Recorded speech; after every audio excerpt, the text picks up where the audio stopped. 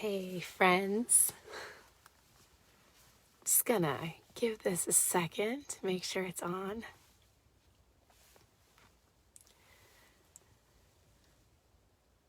I am coming to you from the car tonight because sometimes when you have small children and live with a lot of people, the car is the only place that you can actually be sure it's going to be a little bit of quiet for when you log onto Facebook to do a little bit of Chaplain's time. So coming to you with Chaplain's time tonight.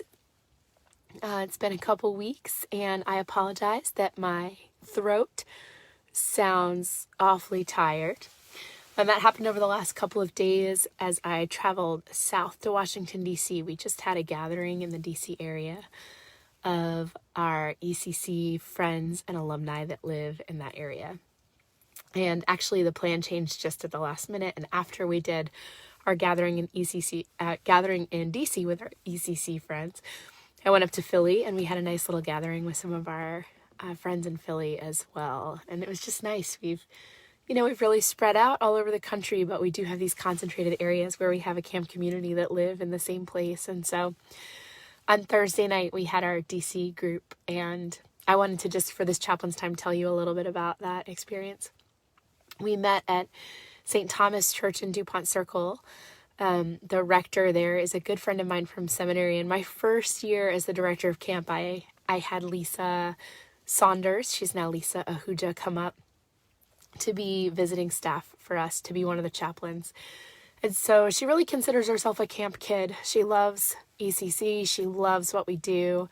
And I'm just so supportive of the ministry. So when I told her I was looking for a place to gather with some of our alumni and camp friends in DC, she was happy to offer her beautiful new church building for us to use.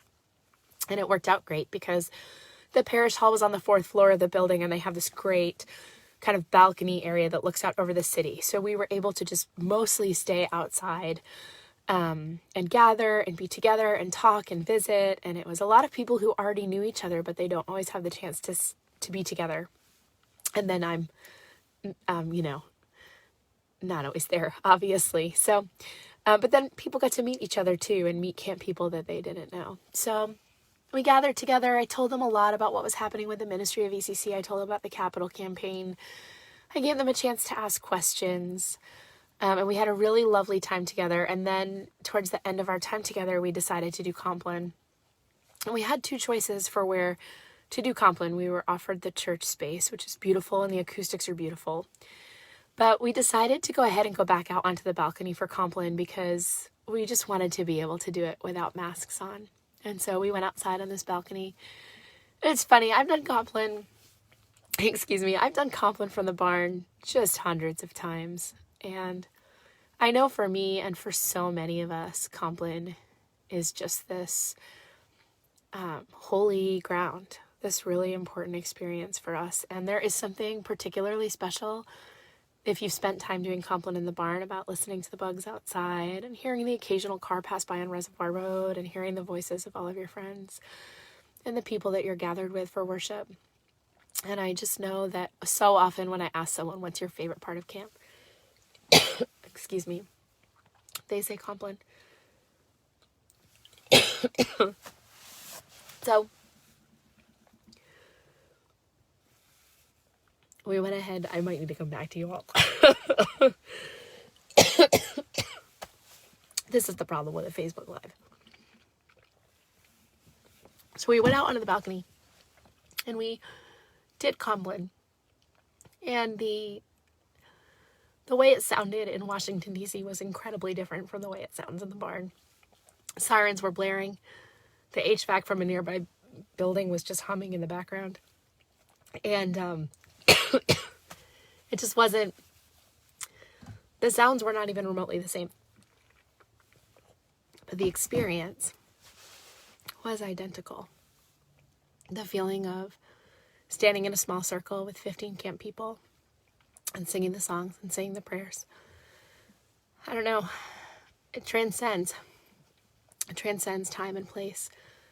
I think sometimes we ask the question, like, why do we go to church? Why is it worth it? We can experience God in so many places and in so many ways, and that is so true.